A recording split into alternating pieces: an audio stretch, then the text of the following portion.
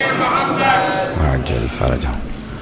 اعوذ باللہ من الشیطان الرجیم. بسم اللہ الرحمن الرحیم. الحمد للہ الذی نور قلوب العارفین بنور معرفتہ واثبت فؤاد انبیائہ واولیائہ بقصص الانبیاء والمرسلین وأكمل إيمان المسلمين والمؤمنين بولاية علي أمير المؤمنين عليه السلام.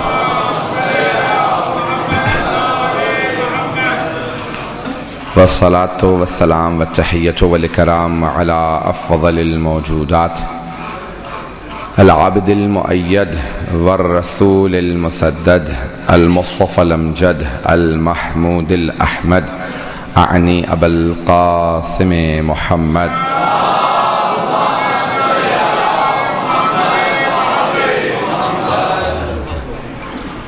وعلى روحه ونفسه وصهره ووصيه سید الاتقیاء والاصفیاء مولا الموالی امام المتقین علی بن ابی طالب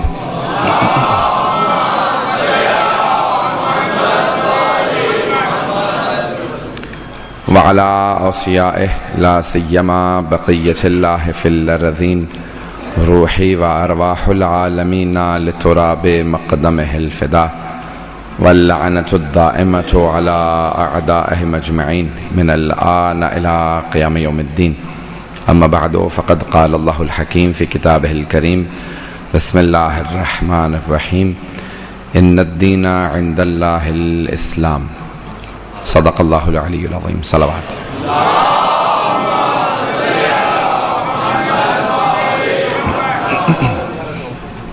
سورہ فاتحہ درخواست کی گئی سید اعجاز حسین جعفری، بیگم نواز حسن، کنیز فاطمہ اور سید احمد علی کے دیگر مرحومین کے لیے، اپنے تمام مرحومین کے لیے، تمام شہداء کے لیے. الفاتحہ. بسم اللہ الرحمن الرحیم. الحمدللہ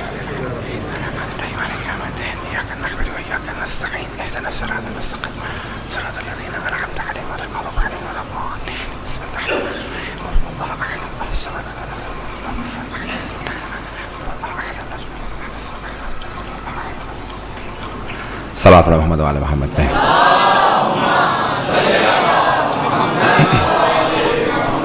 وعجل فرجهم.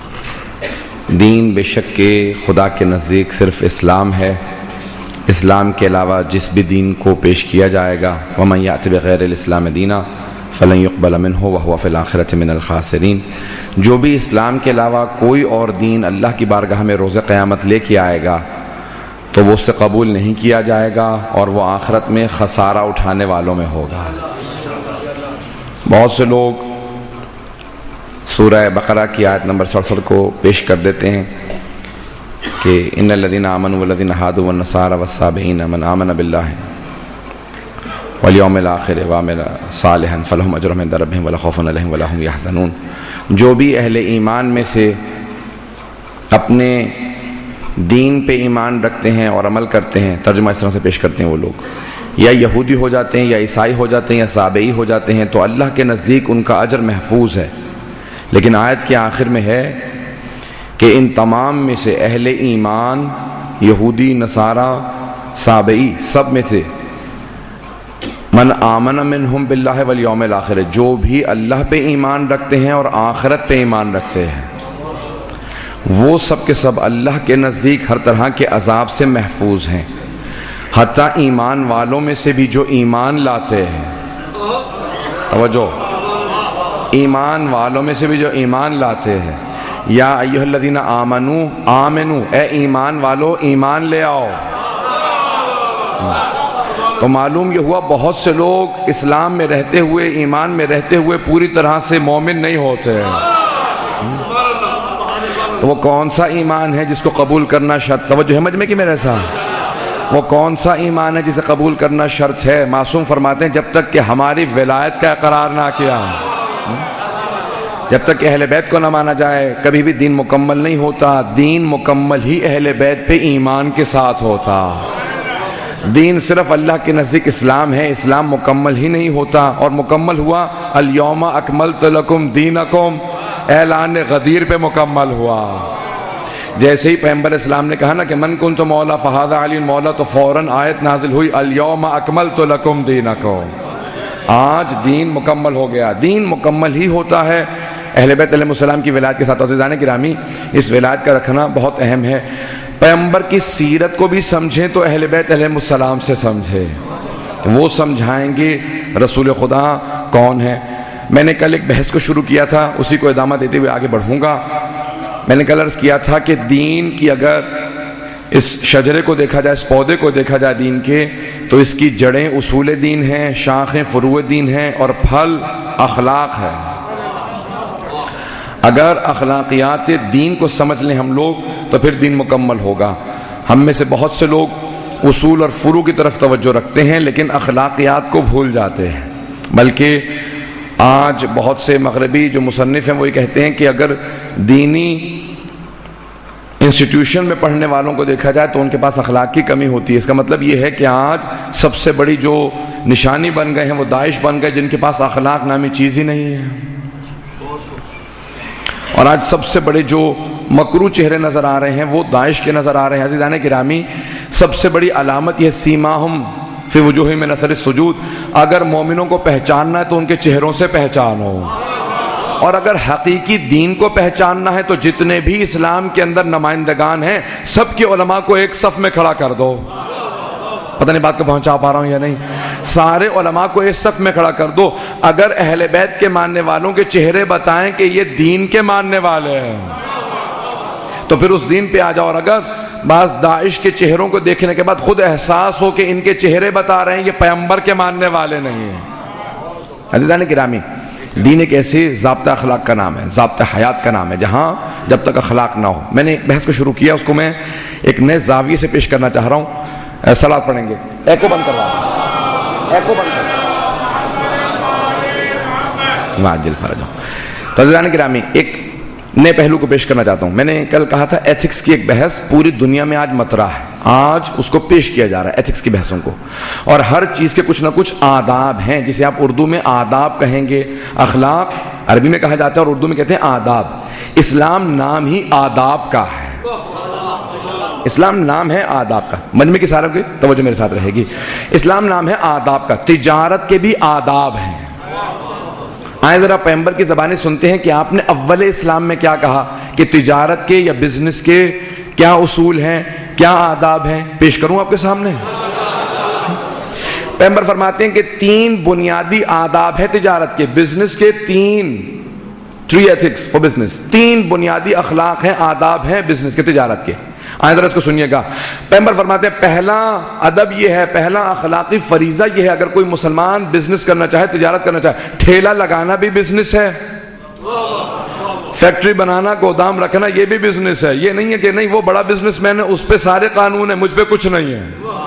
اسلام کہتا ہے کہ قانون سارے متشرعین کے لیے، سارے مکلفین کے لیے، ہر مومن جو اپنے آپ کو پیغمبر کا پیروکار کہے گا اس کے لیے قانون ہے۔ چاہے کوئی اپنے آپ کو عالم کہے، کوئی طالب علم کہے، کوئی جاہل کہے، پیغمبر کہتے ہیں سب کے لیے قانون ہے اور سب کے لیے برابر کا قانون ہے۔ تو اب توجہ ہے، پہلا قانون یہ ہے کہ پیغمبر فرماتے ہیں کہ لکھنا پڑھنا سیکھو۔ اگر تجارت کرنا چاہتے ہو تو لکھنا پڑھنا سیکھو۔ جملہ میں بحث کر گیا ہوں۔ پیغمبر فرماتے ہیں پہلا اصول یہ ہے کہ لکھنا پڑھنا سیکھو، جو لکھنا پڑھنا نہ جانتا وہ تجارت نہ کرے۔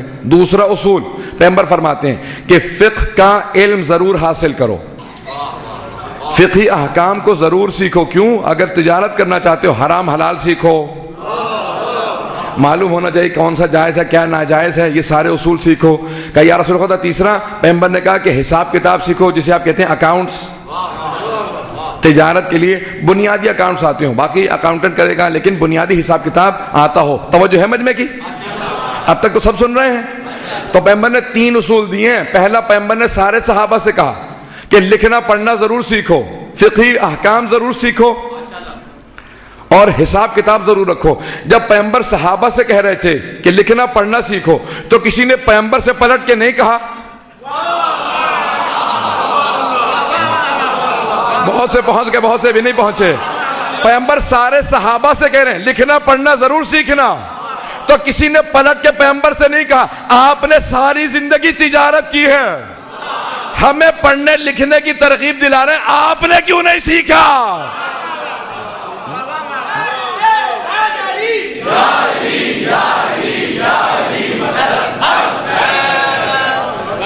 توجہ ہے نا دیدان گرامی؟ تو پیغمبر نے سب کو حکم دیا صحابہ کو کہ دیکھو تجارت کے آداب ہیں، پہلا لکھنا پڑھنا ضرور سیکھو۔ تو عزیزان گرامی جو خود لکھنا پڑھنا معاذ اللہ نہ جانتے ہیں وہ دوسروں کو کیسے کہہ سکتے ہیں؟ کیسے کہہ سکتے ہیں؟ عزیزان گرامی ایک جملے کو پیش کر دوں یہاں پہ۔ معصوم سے پوچھا گیا، کہا کہ مولا یہ آدمی آپ سے کس زبان میں بات کر رہا تھا؟ کہا یہ افغانستان سے آئی اپنی زبان میں بات کر رہا تھا۔ اب وہ دری رہی ہوگی، پشتو رہی ہوگی یا اور کوئی زبان رہی ہوگی۔ کہا مولا آپ جب افغانستان گئے نہیں، ان کی زبان کہاں سے سیکھی؟ مولا نے کہا کہ سن، ہمیں جانے کی ضرورت نہیں ہے۔ ایک کنکری مولا نے اٹھائی اپنے دہن پہ رکھی، لعاب دہن لگایا، کہ اس کو اپنے منہ میں رکھ لے، وہ گھبرا کے نہ سنے۔ تو اس نے فوراً دہن پہ رکھا، گننا شروع کیا۔ سارے پوچھنے لگے کیا گن رہا ہے؟ 70 تک کیوں گنا؟ کہا کہ مولا کے لعاب دہن کا اثر یہ ہے کہ 70 زبانیں مجھے ازبر ہو گئیں۔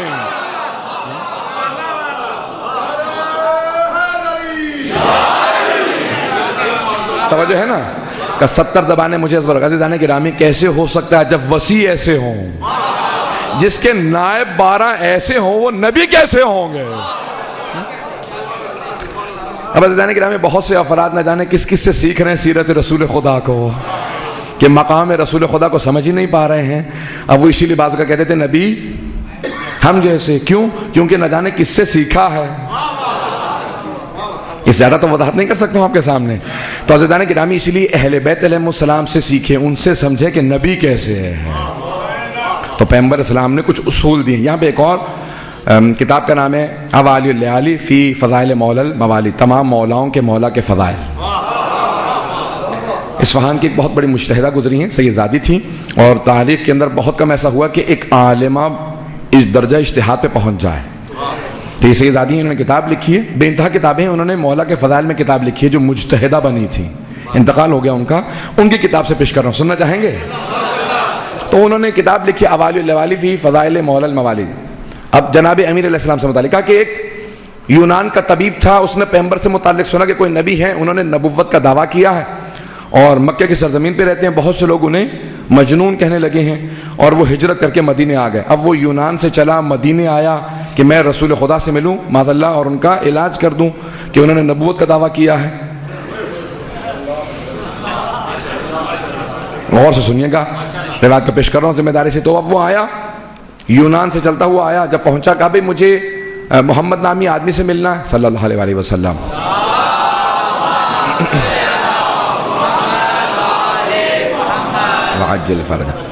تو کہا کہ میں ملنا چاہتا ہوں ان سے جنہوں نے نبوت کا دعویٰ کیا، مجھے لوگوں نے بتایا کہ وہ معاذ اللہ مجنون ہے، تو میں علاج کے لیے آیا ہوں۔ جیسے پہنچا تو لوگوں نے کہا نہیں ان کا وصال ہو گیا۔ کہا اچھا اگر ان کا وصال ہو گیا تو ان کی کوئی جگہ پہ آیا ہوگا،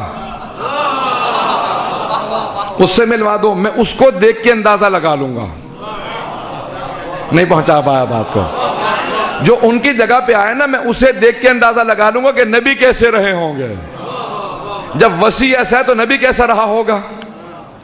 تو جناب سلمان نے سن لیا، کہا آؤ میرے ساتھ آؤ میں بتاتا ہوں ان کی جگہ پہ کون ہے۔ تو وہ فوراً بازو پکڑ کے لے کے آئے، کہا کون؟ کہا کہ یہ سامنے دیکھ رہے ہو ان کا نام ہے علی ابن ابی طالب۔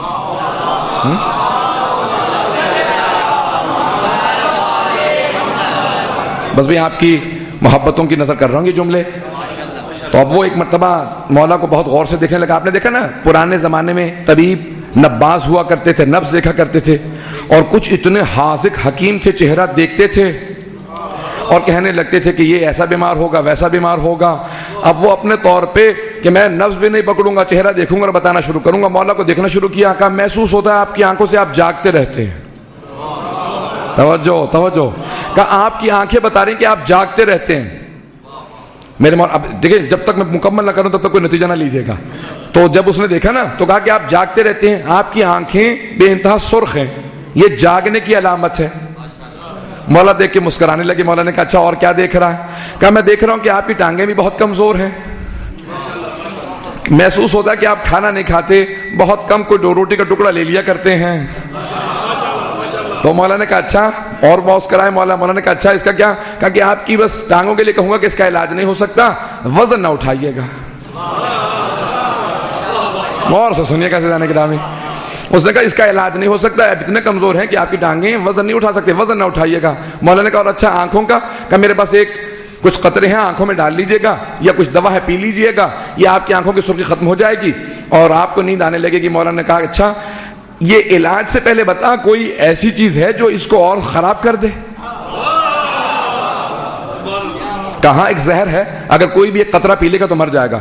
مولانا نے قطرہ دکھا تو اس نے وہ ایک شیشی نکالے، کہا اس میں وہ زہر ہے۔ مولانا نے کہا مجھے دے، ہاتھ میں لیا اور مولانا نے گھبرا کے نہ سنیے گا، مولانا نے لبوں پہ رکھا اور وہ زہر پینا شروع کیا۔ اب ایک مرتبہ مولانا نے کہا ذرا آنکھوں کو دیکھنا شروع کر، وہ گھبرانے لگا، کہا کہ یہ مسلمانوں کا ملک ہے، یہ مسلمانوں کا پیشوا، کہیں ایسا نہ ہو کوئی مجھے گرفتار کر لے۔ بھاگنے کی جگہ تلاش کر رہا تھا، مولانا نے کہا نہیں بھاگنے کی ضرورت نہیں ہے، پہلے آنکھوں کو دیکھ۔ آنکھوں کو دیکھنا شروع کیا۔ مولانا نے کہا کیا محسوس کر رہا ہے؟ کہا آپ کی آنکھیں بالکل ٹھیک ہو گئی ہیں۔ مولانا نے کہا اب ذرا دیکھ یہ ایک ستون نظر آ رہا ہے؟ ستون؟ کہا ہاں۔ مولانا نے کہا یہ جو عمارت ہے نا یہ اس ایک ستون پہ کھڑی ہے، گھبرا کے سن رہے ہیں؟ مولانا نے کہا یہ عمارت اس ایک ستون پہ کھڑی ہے، اب ذرا دیکھ، تو کہتا میری پنڈلیاں کمزور ہیں۔ مولانا نے ستون کو اٹھایا، وہ فوراً دور ہٹا، کہا کہ یہ عمارت گر نہ جائے۔ میرے مولانا نے کہا اب ذرا دوبارہ دیکھ میری پنڈلیوں کو، کہا کہ پنڈلیاں ویسی ہیں، بازوؤں کی طاقت کا اندازہ میں نہیں لگا پا رہا۔ مولانا نے کہا سن میں مظہر العجائب ہوں،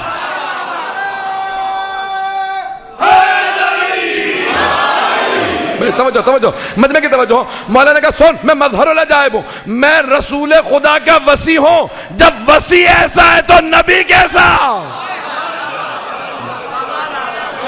کہ پیغمبر پہ شک نہ کرنا۔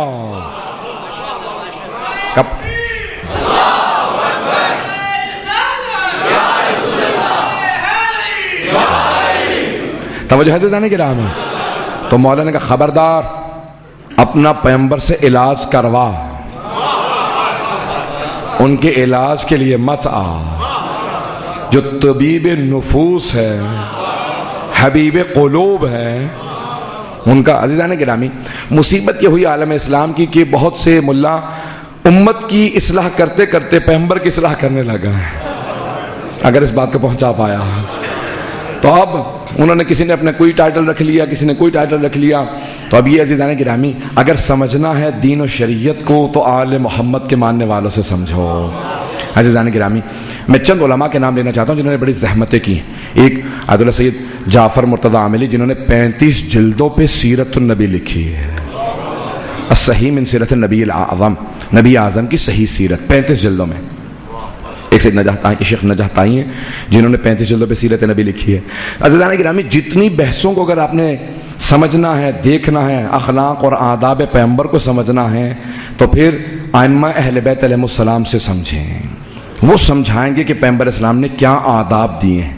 میں نے یہ ایک پہلو پیش کیا ہے، میں دوسرے پہلو پیش کرنا چاہتا ہوں، اگر آپ لوگوں کی توجہ میرے ساتھ رہے گی، کہ پیغمبر کی زندگی کے مختلف زاویے کہ دین اگر ہے، شریعت ہے تو یہ شریعت محمدی ہے، دین رسول خدا اس کے مستقمل ہیں، اس کو مکمل کرنے والے ہیں، ضابطہ حیات پیغمبر دینے والے ہیں۔ تو پیغمبر اسلام اس ہستی کا نام ہے کہ جنہوں نے یہ دین اور شریعت، یہ قرآن سب کچھ اس دنیا کو دیا ہے۔ آل محمد بھی رسول خدا کی آل ہے، آل محمد پیغمبر کی آل ہے۔ اب جملے کو پیش کروں عزیزان گرامی، جب چھٹے امام سے کسی نے کہا نا کہ مولا پوری دنیا کے پاس علم ہے، مولا نے کہا کس نے دیا یہ علم؟ سارے عالم اسلام کو علم کس نے دیا؟ کہا مدینہ العلم نے۔ کہا کون ہے مدینہ العلم؟ کہا رسول خدا۔ کہا رسول خدا نے سارے صحابہ کو، تابعین کو، تبع تابعین کو، سب مسلمانوں کو علم دیا کیونکہ وہ بہترین نبی تھے۔ تو کیا بہترین باپ نہیں تھے؟ کیا بہترین نانا نہیں تھے؟ کہ اگر مثالی نبی تھے تو مثالی باپ بھی تھے، مثالی نانا بھی تھے۔ پتہ نہیں بات کو پہنچا پایا ہوں یا نہیں۔ کہا وہ پھر آل محمد ان کو تم کیوں سمجھتے ہو کہ ان کے پاس علم نہیں ہوگا؟ اہل البیت ادری بما فی البیت، گھر والے بہتر جانتے ہیں گھر میں کیا ہے۔ عزیزان گرامی آج سب سے بڑا عالم اسلام میں جو ظلم ہے وہ آل محمد کے ساتھ ظلم ہے کہ لوگ ان سے دین کو نہیں لیتے، ان سے سمجھنا نہیں چاہتے. آئیں ذرا میں اس زاویے کو پیش کرنا چاہ رہا ہوں، یہ ساری تمہید باندھ کے کہ ایک پہلو تجارت کے آداب پیغمبر نے بتائے ہیں. اب کچھ جنگ سے متعلق آداب پیش کرنا چاہتا ہوں. آنے سے پہلے، محرم سے چند دن پہلے میں زیارات سے آیا تھا، تو ایک وہاں پہ بہت بڑا ٹیلی ویژن کا پروگرام کیا گیا کہ آداب جنگ اسلام کی روح سے. اب بہت سے وہاں پہ وہ کہتے ہیں کہ نہیں، اسلام کے اندر تو داعش ہیں جو سب کے گلے کاٹ رہے ہیں. میں نے کہا نہیں، آداب ہم بتائیں گے آپ کو کہ پیغمبر نے کیا آداب بتائے ہیں جنگ کے. سننا چاہیں گے؟ آئیں ذرا پیغمبر کی پہلی جنگ سے کچھ آداب جنگ پیش کرنا چاہتا ہوں. پیغمبر نے کیا فرمایا، جنگ کے کیا اصول ہیں. آج یہ ساری بحثیں بعد کی بحثیں کہ ویپنز آف میس ڈسٹرکشن ہونے چاہیے نہیں ہونے چاہیے، ایٹم بم ہو نہ ہو، یہ سارے اسلحے، یہ سارے بارود یہ کیوں جائز نہیں ہے؟ جب امام معصوم سے اگر پوچھا جائے کہ مولا، امام کے ماننے والے اتنے فقہاء آج کہتے ہیں یہ سب حرام ہے، کیوں حرام ہے؟ مولا کیوں نہیں رکھ سکتے؟ ڈیٹیرنٹ کے طور پہ دوسرے کو ڈرانے اور خوف کے لیے ٹھیک سمجھ میں آتا ہے، لیکن بنائے اس لیے جائیں کہ لوگوں کو تباہ کر دیا جائے، شہر کے شہر مٹا دیے جائیں. کہا جائز نہیں. کیوں؟ کہا کیونکہ جنگ جب ایک فرد سے ہے تو اس ایک فرد کی سزا پورے شہر کو نہیں دی جا سکتی. اسلام کا اصول یہ ہے. پتہ نہیں واضح ہے یا نہیں؟ اگر جنگ فرد سے ہو تو پورے شہر کو سزا نہیں دی جاتی ہے. عزیزان گرامی، پیغمبر نے اصول دیے. بدر کی جنگ ہونے والی ہے، پیغمبر نے پہلا جملہ کہا سن لو یا علی، میری طرف سے سارے صحابہ کو اعلان کر دیجئے کہ جب ہم جائیں گے جنگ ہونے والی ہوگی تو دشمنوں کی فصلوں کو بھی آگ نہیں لگا سکتے،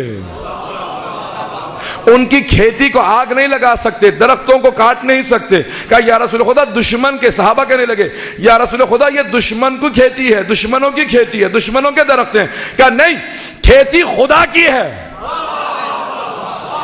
یہ پودے، یہ پھل، یہ درخت یہ خدا کے لگائے دشمن نے ہوں، انہیں سزا دینے کی غرض سے پودوں کو نہیں جلایا جا سکتا. اللہ اکبر. یہ رحمت للعالمین ہے، عالمین کے لیے رحمت ہے. پتہ نہیں میں واضح کر پا رہا ہوں یا نہیں؟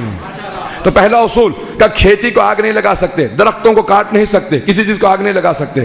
کہ یا رسول اللہ یہ پہلا اصول. کہ دوسرا اصول سنیں گے زیران گرام؟ کہ دوسرا اصول کہ اگر دشمن اپنے جانور کو بھی چھوڑ جائے تو آگ مت لگانا، دشمن کے جانور کو بھی کاٹنا مت، آگ مت لگانا. کہ یا رسول اللہ دشمن کا جانور ہے. کہ نہیں، خدا کی مخلوق ہے، اس کے قبضے میں ہے، مخلوق خدا ہے، اس جانور کو کاٹ نہیں سکتے، آگ نہیں لگا سکتے. کہ یا رسول خدا تیسرا حکم. کہ تیسرا حکم یہ ہے جب دشمن گر جائے، مر جائے تمہارے ہاتھوں تو لاشے کو پامال مت کرنا، کہ مسلح مت کرنا. کیا کرتے تھے وہ؟ لاشوں کے ٹکڑے کر دیتے تھے اس زمانے میں. کہ لاشوں کے ٹکڑے نہیں کیے جا سکتے، ان کے لاشوں کے ٹکڑے مت کرنا، مسلح مت کرنا. اعضاء کاٹ دیے جاتے تھے، آنکھیں نکال دیتے تھے، ناک کاٹتے تھے، کان کاٹتے تھے، اسے کہتے تھے مسلح کرنا. کہ دشمن کا بھی مسلح کرنا حرام ہے. کہ یا رسول خدا وہ ہمارے ساتھ ایسا ہی کرتے ہیں، ہمارے شہداء کے ساتھ ایسا کیا. پیغمبر نے کہا وہ ان کا کردار ہے، اسلام کے اصول کچھ اور ہیں. پتہ نہیں میں پہنچا پا رہا ہوں یا نہیں؟ اسلام کے اصول ضوابط کچھ اور ہیں. کہ یہ تین اصول ہو گئے. کہا کہ یا رسول خدا اور کہ یاد رکھو جو جنگ میں حملہ کرے، جو حملہ کرے اسے مارنا، جو بھاگے اسے بھاگنے دینا. کہ یا رسول خدا لڑنے آیا تھا اب بھاگ رہا ہے. کہ اب تو بھاگ رہا ہے نا، اگر بھاگ رہا بھاگنے دو، شاید قابل ہدایت ہو. پتہ نہیں پہنچا پا رہا ہوں یا نہیں؟ میں پیش کروں گا آخر میں مولا کا جملہ پیش کروں گا انشاءاللہ، لیکن چند اصول سن لیجئے. کہ جو بھاگے اسے بھاگنے دینا. کہ یا رسول خدا اور اصول کہ یاد رکھو جب تک کوئی حملہ نہ کرے تم آگے بڑھ کے اسے قتل مت کر دینا، کیونکہ اس کی دشمنی تب ثابت ہوتی ہے جب وہ حملہ کرے. پتہ نہیں میں پہنچا پا رہا ہوں یا نہیں پہنچا پا رہا؟ کہ مولا اور یا رسول خدا اور حکم کیا؟ کہ یاد رکھو جب کسی شہر میں داخل ہو تو مستورات کو، بوڑھوں کو، بچوں کو ہاتھ مت لگانا.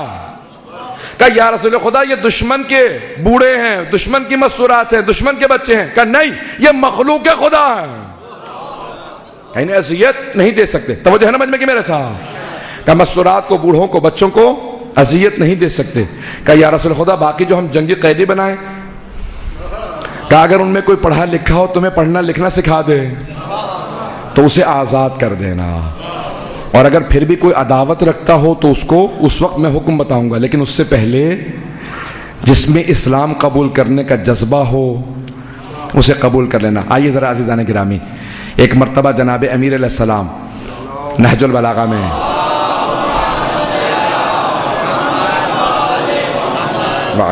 میں جنگ کا نمونہ پیش کرنا چاہ رہا ہوں مولا کی۔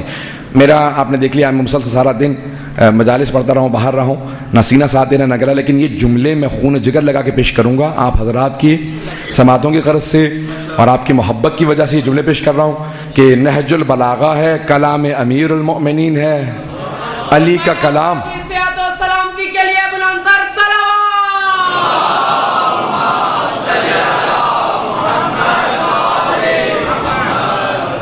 امیر المؤمنین کا امام کا کلام ہے، امام کا کلام ہر کلام کا امام ہوتا ہے، بات واضح ہو رہی ہے؟ امام کا کلام، امام الکلام کلام الامام، امام کا کلام الامام امام الکلام ہے۔ مولا کا اپنا فرمانا ہے نہج البلاغہ میں کہ امام کا کلام سارے کلاموں کا امام ہوتا۔ اب جناب محمد حنفیہ نے سوال کیا مولا سے کہ بابا جنگ میں جا رہے ہیں، میدان جنگ میں کہاں پاؤں گا آپ کو؟ تو مولا نے فرمایا کہ بیٹا محمد حنفیہ جہاں چھوڑ کے جاؤ گے وہیں پاؤ گے، جہاں چھوڑ کے جاؤ گے وہیں پاؤ گے، نہ میں دشمن کے پیچھے جاتا ہوں نہ میں دشمن سے پیچھے جاتا ہوں، جہاں کھڑا ہوتا ہوں زمین میں گڑ جاتا ہوں، جس کی موت آتی ہے خود بخود میرے سامنے آ جاتا۔ کہ بیٹا تلوار ہاتھ میں ہوتی ہے، جو سامنے آتا ہے میں فیصلہ کرتا ہوں پیشانی کو دیکھ کے، اگر اس کی نسل میں ایک مومن نظر آئے میں بھاگنے دیتا ہوں، اور اگر پیشانی دیکھ کے میں اس کے صلب میں دیکھوں کہ کوئی مومن نہیں تو میں یا دو ٹکڑے کر دیتا ہوں یا سر اڑا دیتا ہوں۔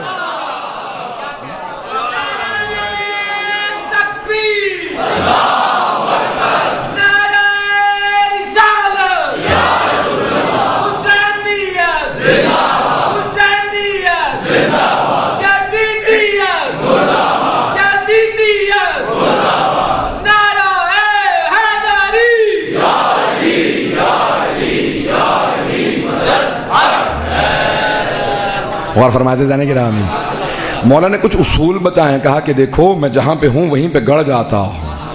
کہا بیٹا محمد حنفیہ 3 اصول جنگ کے مجھ سے یاد کر لو۔ عزیزان گرامی ائمہ نے کہا ہے کہ جنگ کے پہلے اصول یاد رکھو، صاحب الزمان بھی 19 شرائط پہ بیعت لیں گے، 19 شرائط پہ بیعت لیں گے جن شرائط پہ پیغمبر نے بیعت لی تھی۔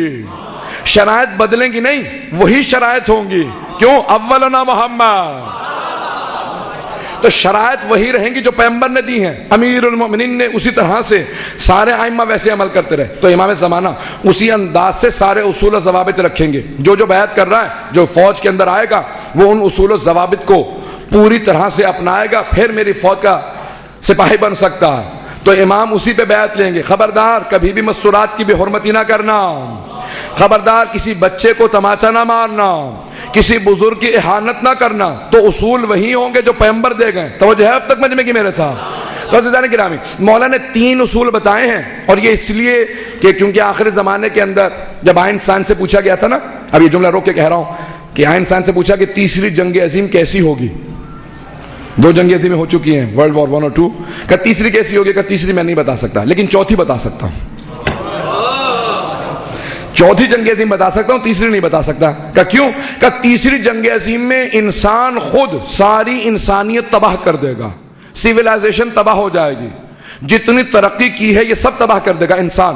اور کہ چوتھی جنگ عظیم دوبارہ تلواروں سے ہوگی، دوبارہ عصا سے، لاٹھیوں سے ہوگی، کا پتھروں سے ہوگی، کا سب کچھ پلٹ جائے گا۔ یہ آئنسٹائن نے کہا تھا اب سے 60 سال پہلے عزیزان گرامی۔ تب امام نے اس وقت کہا تھا، ہمارے بہت سے لوگ امام کے فرمان پہ تعجب کر لیتے ہیں، آئنسٹائن کہے تو مان لیتے ہیں۔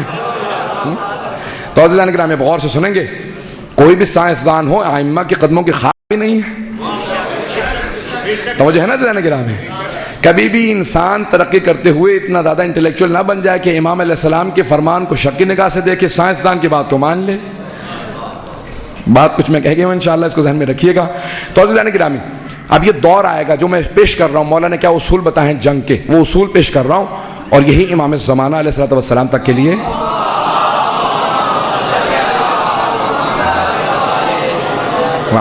وقت ہی سے گزر رہا ہے میرا، تو میں انشاءاللہ آپ کے سامنے پیش کرنا چاہ رہا ہوں عزیزان گرامی۔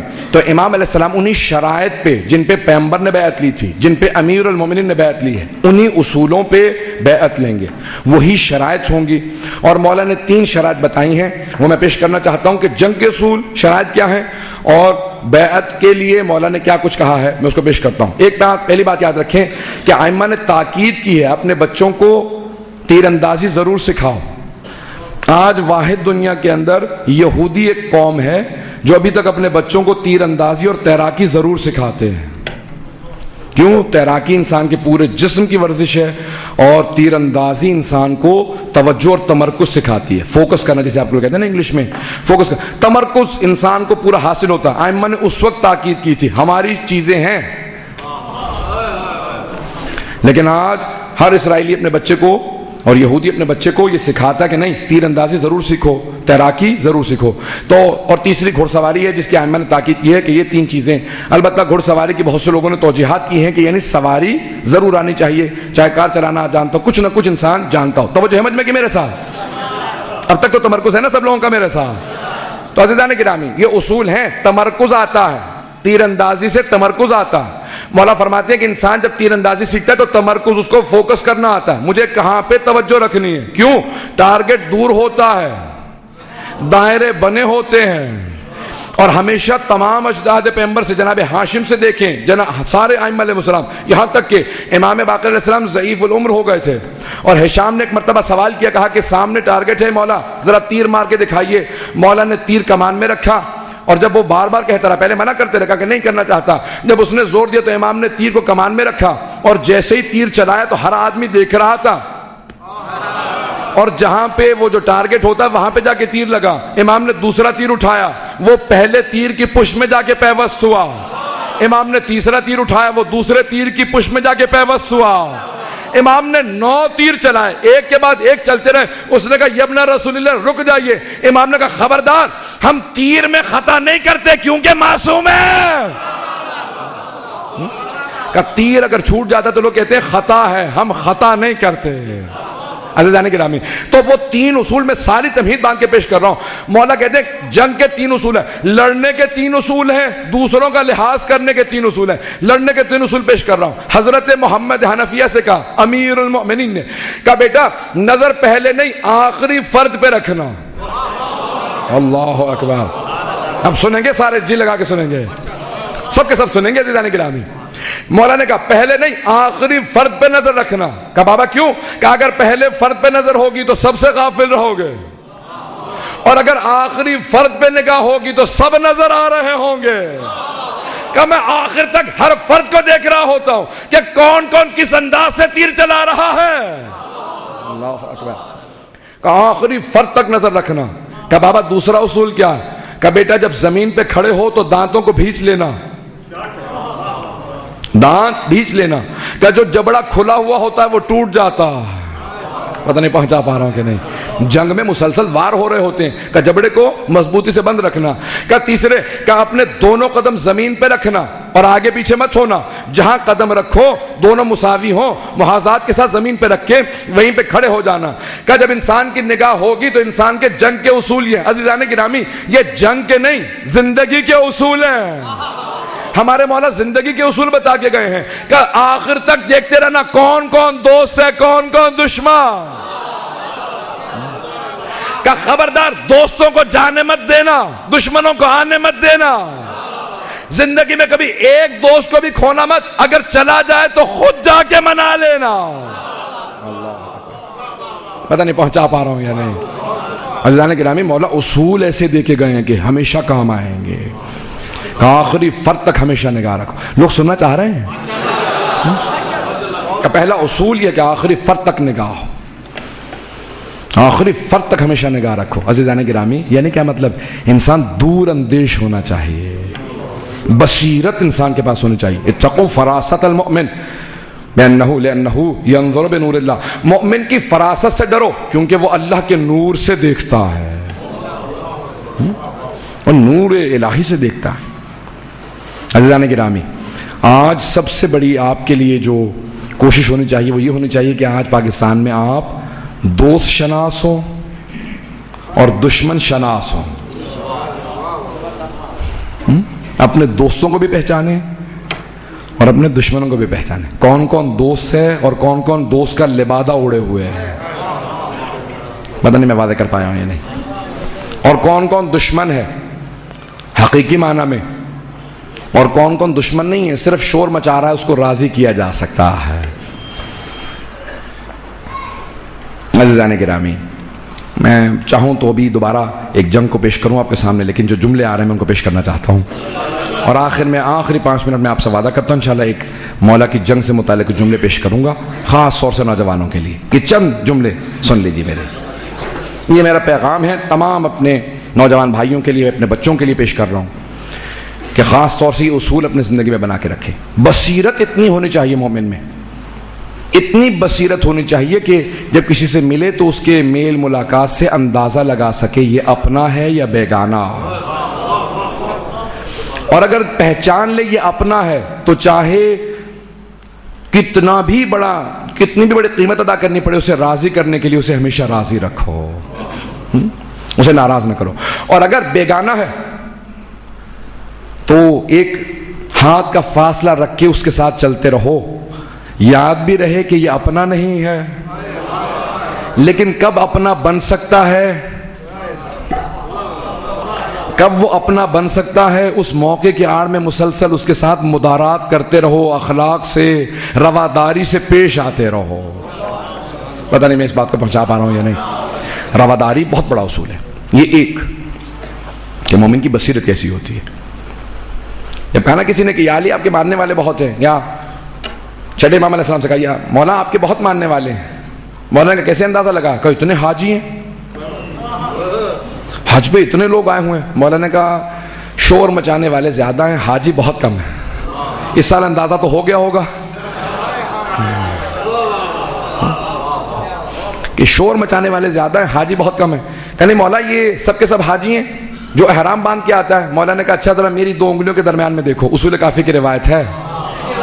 پھر بھی لوگ تعجب کرتے ہیں ائمہ علیہ السلام کی یہ ولایت ہے۔ امام نے کہا میری 2 انگلیوں کے درمیان میں دیکھو، دیکھنا شروع کیا، کہا فرزند رسول یہ تو پوری مسجد الحرام جانوروں سے بھری ہے۔ مولا نے ہاتھ ہٹائے، مولا نے کہا اب دیکھو، کہا سب کے سب انسان ہیں۔ مولا نے کہا اس وقت کتنے انسان نظر آ رہے تھے؟ کہا بہت کم۔ کہا بس وہی حاجی جن میں انسانیت نہ ہو وہ حاجی کیسے ہو سکتے ہیں؟ بات واضح کر پا رہا ہوں یا نہیں کر پا رہا ہوں؟ اسلام نام ہے انسانیت کا، اسلام نام ہے اخلاق کا، آداب کا۔ جب تک آداب نہ ہو وہ حسینی کیسے بن سکتا؟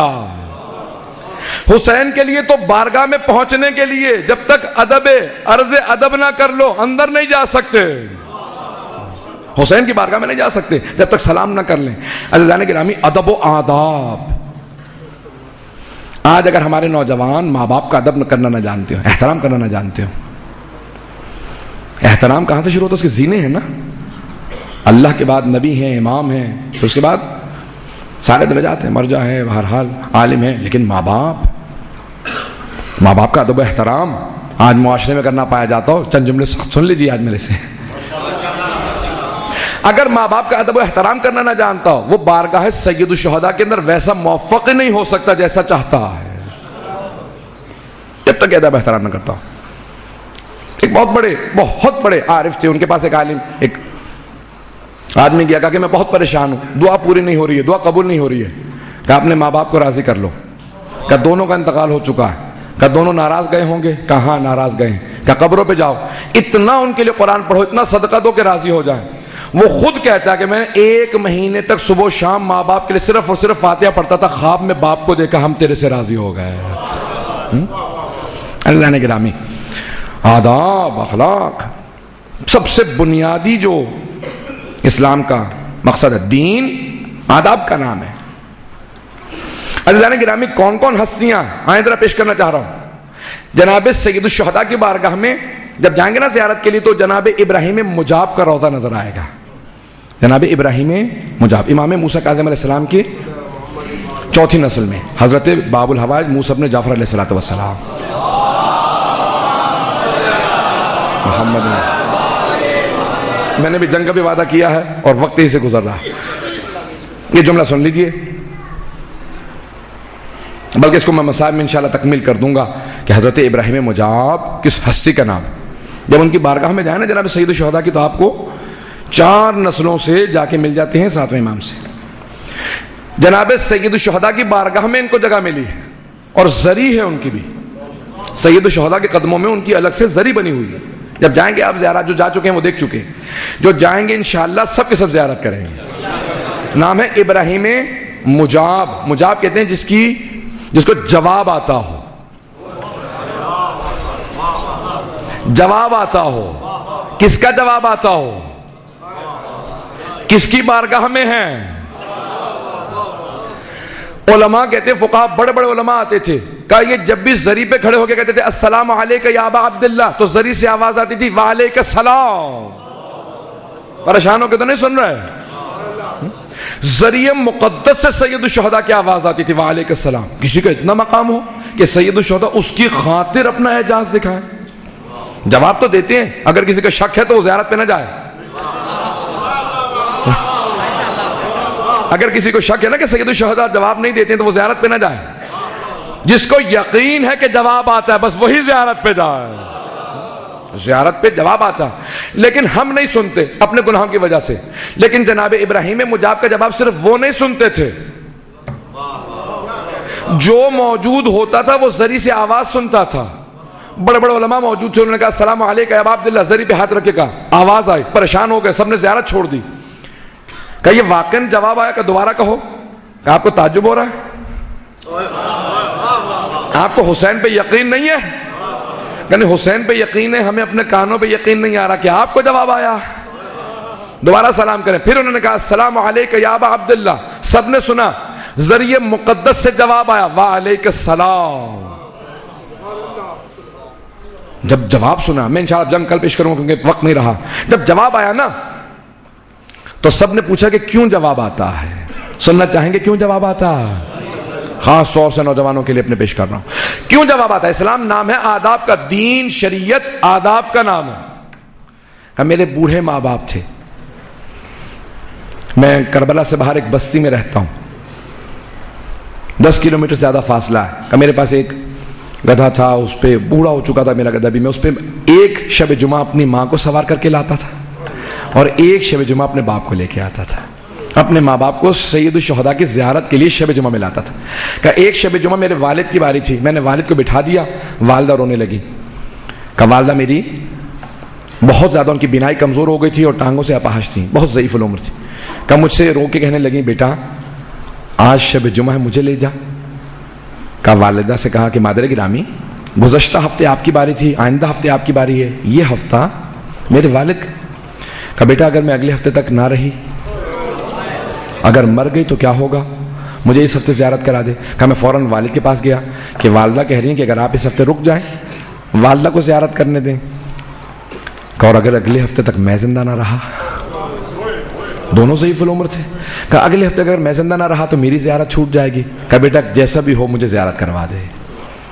کہ جب والد رونے لگے تو اب میرا بھی دل پسیجنے لگا کہ اب میرے والد بھی رو رہے ہیں. والدہ کے پاس گیا، وہ بھی رونے لگے. کہ نہیں بیٹا مجھے زیارت کروا دے.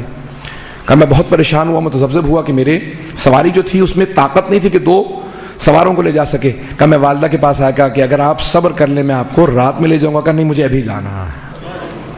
اب آپ نے دیکھا نا کہ بعض اوقات جب بہت زیادہ بزرگ ہو جاتے ہیں تو پھر ان کی برداشت کم ہو جاتی ہے.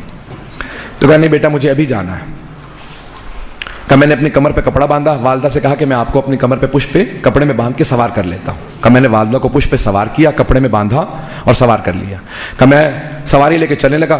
کچھ ہی دور چلا تھا، 2-3 کلومیٹر چلا تھا کہ اچانک بارش ہونے لگی. کہ میرے پاؤں گارے میں بھر گئے، چلا نہیں جا رہا تھا، جوتے ٹوٹ گئے.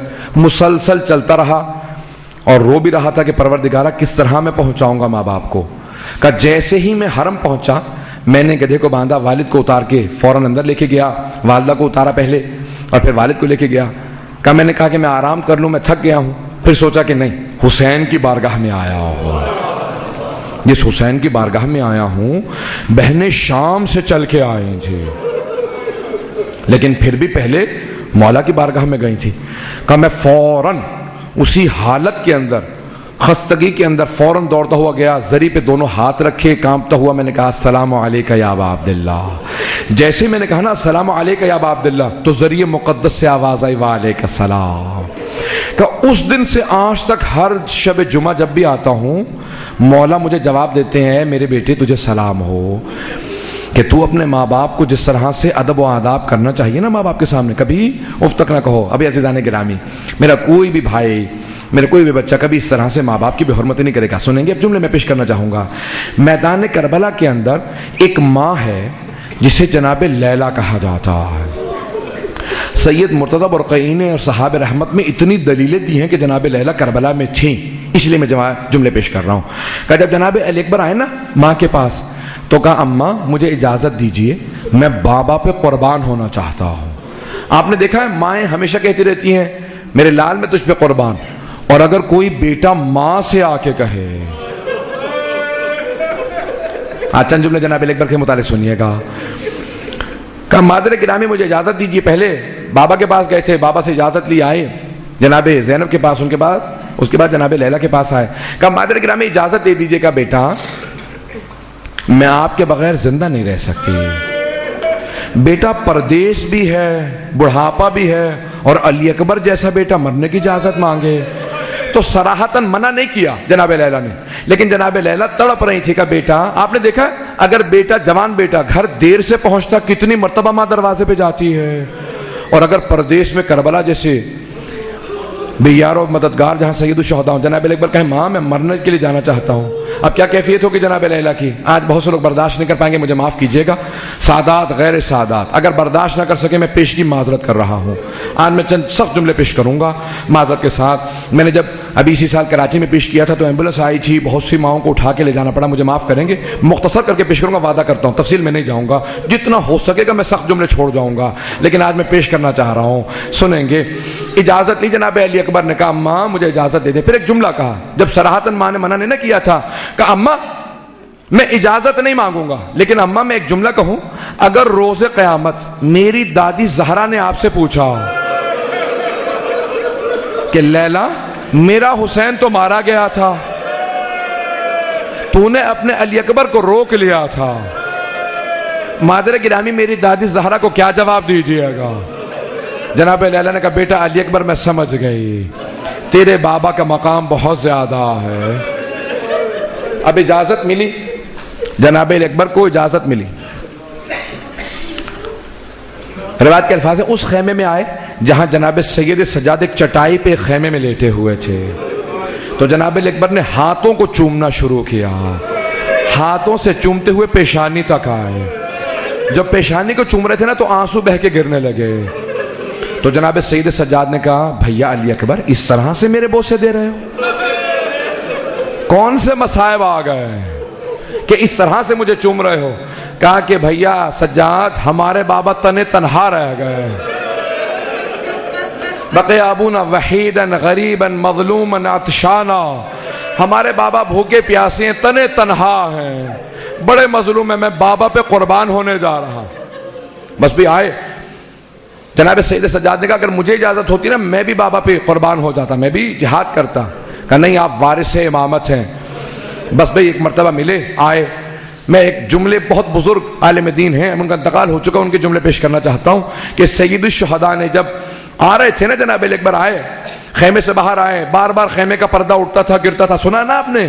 حمید بن مسلم کہتا ہے کہ میں نے صرف ایک شہید کربلا کو دیکھا کہ جب وہ خیموں کے اندر گیا، جب بھی باہر آنا چاہتا تھا پردہ اٹھتا تھا پھر گر جاتا تھا، پھر اٹھتا تھا پھر گر جاتا تھا. یہاں تک کہ وہ کہتا میں نے خود حسین سے پوچھا کیا بات ہے؟ کہ کبھی بہنیں لپٹ کے روتی ہیں، کبھی پھوپھیاں لپٹ کے روتی ہیں، کبھی ماں لپٹ کے روتی ہے. اجرکم اللہ. تو جب آ گئے نا باہر تو وہ بزرگ عالم دین کہتے تھے کہ جناب سید الشہداء نے کہا علی اکبر 7 برس کے سن سے سر پہ امامہ باندھ رہے ہو، کبھی پھوپھی باندھ دیا کرتی تھی، کبھی ماں 10 سال، میری حسرت تھی، کبھی میں بھی 10 سال باندھوں گا. تو وہ بزرگ عالم دین کہتے تھے کہ جناب علی اکبر نے دونوں گھٹنے زمین پہ رکھے، کہا بابا آج اپنی حسرت کو پورا کر لیں. دیکھیں گے میری طرف کیسے جناب سید الشہداء نے امامہ باندھا.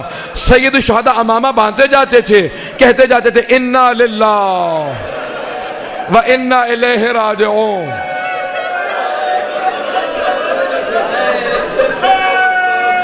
اجرکم اللہ. خدا کسی کو اولاد کی آزمائش میں نہ مبتلا کرے, خدا اولاد کا امتحان نہ لے, کسی ماں سے جوان بیٹے کا امتحان نہ لے. اجرکم اللہ. بس ایک مرتبہ جناب علی اکبر کا بازو پکڑا, کا بیٹا سوار ہو جائیے, اور ایک جملہ کہا بیٹا علی اکبر جب تک جنگ شروع نہ ہو مجھے مڑ مڑ کے اپنا چہرہ دکھاتے رہنا. ایک مورخ نے لکھا ہے جب جناب علی اکبر کچھ آگے بڑھے نا, مڑ کے دیکھا کہ میں اپنے بابا کو چہرہ دکھاؤں. دیکھا جیسے جیسے سواری تیز ہو رہی ہے ویسے ویسے حسین تیزی سے آ رہے. جناب علی اکبر سے رہا نہ گیا, کہا بابا رک جائے مت آئے میرے پیچھے. کہا علی اکبر تمہیں کیا پتا میرے کلیجے پہ کیا گزر رہی ہے, تمہارا کوئی علی اکبر جیسا بیٹا جو نہیں ہے. کہ تمہارا کوئی علی اکبر جیسا بیٹا جو نہیں ہے, بیٹا علی اکبر نہیں سمجھ سکتے. بس ایک مرتبہ اجازت لی, میدان جنگ میں گئے, میں نے سارے مصائب چھوڑ دیے, میں جانتا ہوں برداشت نہیں کر رہے ہیں. ایک مرتبہ سید الشہداء نے در خیمہ پہ مقتل الحسین کے الفاظ ہے ایک بی بی کے پاؤں دیکھے, واپس آئے. کہا لیلا میں نے اپنے جد سے سنا ہے ماں کی دعا بیٹے کے حق میں قبول ہوتی ہے. لیلا علی اکبر کے لیے دعا مانگو. جناب لیلا خیمے میں گئی, اب کیسے دعا مانگی ہوگی, میں اپنے الفاظ میں پیش کر رہا ہوں. اولاد والے بیٹھے ہیں, بی بی نے اپنے بالوں کو بکھرایا, ایک مصلی بچھایا, ایک مرتبہ ہاتھوں کو بلند کیا. جملے کے مقتل الحسین میں موجود ہے یا راد یوسف الی یعقوب و اسماعیل الی ہاجرہ. اور یعقوب کو یوسف سے ملانے والے اور اسماعیل کو ہاجرہ سے ملانے والے, ایک مرتبہ علی اکبر کو اس کے باپ سے ملا دے.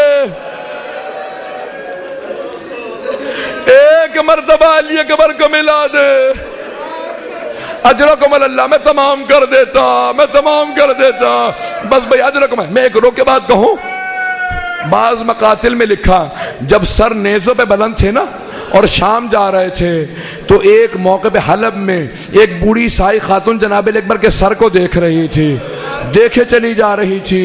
تو جناب لیلا نے کہا کیا بات ہے, کیوں دیکھ رہی ہو میرے بیٹے کے سر کو, کیوں دیکھ رہی ہو اس سر کو. کون بتائے جناب لیلا کو اب نظر نہیں لگے گی. کہا کیا بات ہے, کیوں دیکھ رہی ہو سر کو. کہا میں تو سوچ رہی تھی اور اپنے خدا سے دعا مانگ رہی تھی کہ اس جوان کے مرنے سے پہلے اس کی ماں مر گئی ہو, اس کی ماں نے اسے نہ دیکھا ہو. اجرکم اللہ. میں بہت سے لوگ برداشت نہیں کر پا رہے, میں سب مختصر کر رہا ہوں, سارے جملے چھوڑ کے آخری جملے سن لیجئے.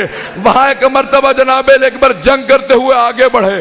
ہر شہید کربلا نے, ذمہ داری سے پیش کر رہا ہوں, ہر شہید کربلا نے امام حسین کو مدد کے لیے بلایا. حتیٰ حضرت عباس نے کہا مولا مدد کو آؤ. سب نے مدد کے لیے بلایا. ذمہ داری سے پیش کر رہا ہوں, صرف ایک جناب علی اکبر ہیں. جب حسین ابن نمیر نے نیزہ مارا, برچھی کا لگنا تھا, کہا بابا میرا آخری سلام, بابا میری مدد کو مت آنا, میرے جد رسول خدا آ گئے, میرے دادا علی مرتضی آ گئے. ہاذا جدی رسول اللہ یقرئک السلام. کیا کہا, کہ میرے نانا رسول خدا آپ کو سلام کر رہے ہیں. اجرکم اللہ. میں ختم کر دیتا, مجھے معاف کیجئے گا. آپ نے دیکھا خلیل خدا جناب ابراہیم جب بیٹے کے گلے پہ چھری رکھ رہے تھے تو آنکھوں پہ پٹی باندھ لی تھی. کیوں, میں دیکھ نہیں سکتا بیٹا ذبح ہوتا. لیکن فخر خلیل حسین ابن علی جب آئے جناب علی اکبر کے لاشے پہ, کوئی پٹی نہیں باندھی, ایک مرتبہ ذوالجناح سے اپنے آپ کو گرایا، آگے بڑھے، جناب اکبر کو زمین پہ دیکھا، اٹھا کے سینے سے سینے کو ملایا۔ جب ایک مرتبہ جناب اکبر کو سینے سے لگایا نا تو جناب اکبر نے ایک جملہ کہا تھا، بابا ظالم نے سینے میں برچھی ماری، اس کا پھل توڑ دیا، بابا میرے سینے میں بڑا درد ہے۔ سید الشہداء نے کہا کہ اے علی اکبر، میرے ہاتھ کو اپنے اس نیزے کی انہی پہ رکھ دو، مجھے اس وقت کچھ نظر نہیں آ رہا۔ اب میری طرف دیکھیے کہ آخری جملے پیش کر رہا ہوں۔ حسین نے اپنے گھٹنے زمین پہ رکھے، ایک ہاتھ جناب اکبر کے سینے پہ رکھا، دوسرا برچھی پہ رکھا۔ میرا دل کہتا ہے نجف کا رخ کر لیا ہوگا، کہا ہوگا بابا میری مدد کو آؤ۔ جب برچھی کو کھینچا جناب اکبر نے ایڑیاں رگڑی۔ میں نے ختم کر دیا، میں نے ختم کر دیا، میں نے تمام کر دیا۔ بہت سے لوگ برداشت نہیں کر پا رہے ہیں، مجھ سے لوگ کہہ رہے ہیں روک دو، آخری جملے پیش کر رہا ہوں۔ میری طرف دیکھیے گا، میں نے ختم کر دیا۔ بس میں ایک مرتبہ کربلا کی زمین پہ سلسلہ آنے لگا۔ امام سجاد نے پوچھا، پھوپھی اماں کیا بات ہے، یہ بیویاں خیمے سے باہر کیوں گئی ہیں؟ کہا بیٹا سجاد میں نہیں بتا سکتی، خیمے کا پردہ ہٹاتی ہوں، آپ خود دیکھ لے۔ امام سجاد کہتے میں نے دیکھا میرا بڑھاپا ایک لاشے پہ جھکا ہوا تھا، ہاتھوں میں لاشا۔ جب ایک مرتبہ مقتل سے چلے، میں نے تمام کر دیا، بس میں برداشت نہیں کر پایا۔ اجرکم اللہ، اجرکم۔ آخری جملے پیش کر رہا ہوں۔ میں نے کہا تھا ماں کے متعلق پیش کروں گا۔ جب لاشا لائے کہا فضا اکبر کی ماں سے کہو ودا کر لے۔ سنیں گے آخری جملے؟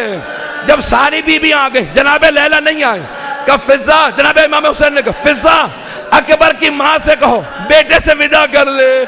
جناب فضا کہتی ہے میں اس خیمے میں گئی جہاں جناب لیلا تھی، میں نے کیا دیکھا، لیلا کبھی خیمے کے اس طرف گرتی ہے کبھی اس طرف گرتی ہے۔ میں نے کہا لیلا کیا بات ہے کیوں نہیں آتی؟ کہا فضا مجھے خیمے کا دروازہ نظر نہیں آ رہا، میرا ہاتھ پکڑو۔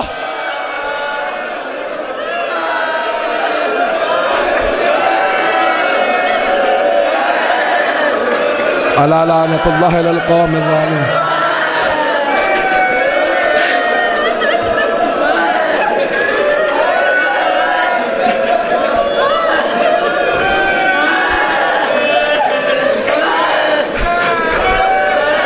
وَسَيَعْلَمُ الَّذِينَ ظَلَمُوا أَيَّ مُنْقَلِبٍ يَنْقَلِبُونَ۔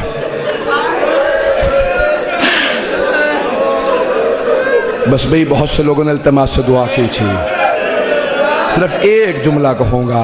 پروردگارا، معالی السبتین میں آیت اللہ شیخ محمد مہدی مازندرانی نے لکھا ہے کہ جب جناب لیلا کو رہائی مل گئی نا اور واپس مدینے چلے گئیں تو صرف 6 مہینے زندہ رہی، اسیری کے بعد صرف 6 مہینے زندہ رہی۔ آیت اللہ مازندرانی معالی السبتین میں لکھا، دل نمبر 2 میں کیا کہتے ہیں؟ کہتے ہیں بی بی کا بس صرف ایک معمول تھا، صبح ہوتی تھی رونے لگتے تھے اور ایک جملہ دہراتی رہتی تھی، کیا کہتی تھی؟ واہ علی اکبرہ، واہ علی اکبرہ۔ کہ جو بھی مدینے میں آتا تھا پوچھتا ضرور تھا یہ کون ہے جس کی اتنی آواز آ رہی ہے؟ کہ یہ علی اکبر کی ماں۔ پروردگارہ، پروردگارہ، پروردگارہ مومنین کی حفاظت فرما، عزاداروں کی حفاظت فرما، دشمنان اہل بیت کو نیست و نابود فرما، ہمارے جوانوں کی جوانیوں کو سلامت رکھ۔ یہ ابھی تک برداشت نہیں کر پا رہے ہیں، میں دوبارہ ایک سوال کروں جو میں ہر سال ایک سوال کرتا ہوں۔ آپ نے صرف مصائب سنے ہیں نا، آپ نے لاشیں دیکھے تو نہیں ہیں؟ اب پوچھے اس ماں کے دل سے جس نے میدان کربلا میں ماتم حسین